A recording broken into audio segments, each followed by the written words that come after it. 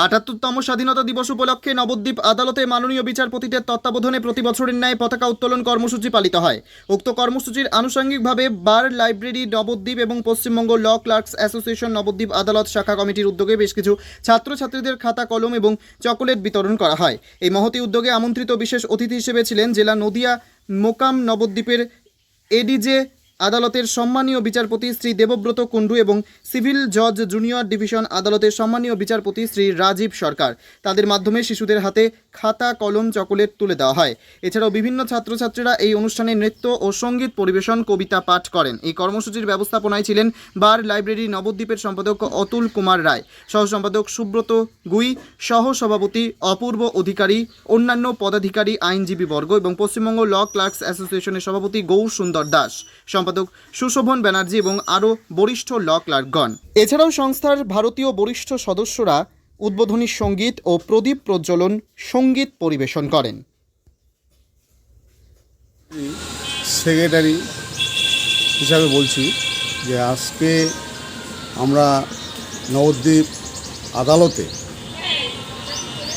এই প্রথম বার লাইব্রেরির পক্ষ থেকে এবং ল ক্লার্ক অ্যাসোসিয়েশনের পক্ষ থেকে আমরা একটা কর্মসূচি গ্রহণ করেছি স্বাধীনতা দিবস উপলক্ষে, ৭৮তম স্বাধীনতা দিবস উপলক্ষে।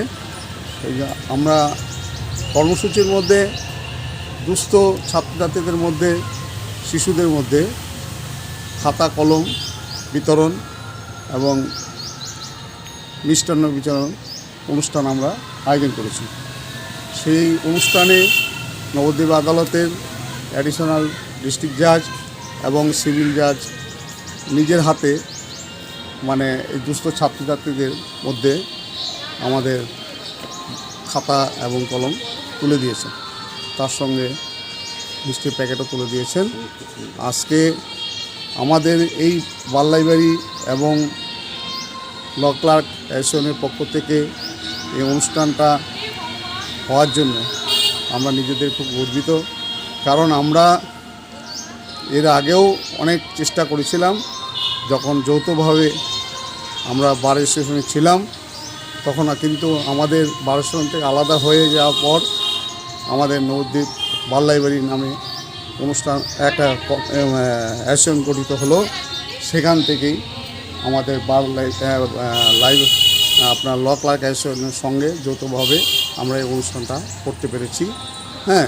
তারপরে আমাদের বিভিন্ন কর্মসূচি সেই থেকে চলছে, কারণ 2রা ফেব্রুয়ারি আমাদের ওপেনিং হয়েছে এই কর্মসূচি। সেই থেকে আমরা একের পর এক অনুষ্ঠান নিয়ে চলেছি।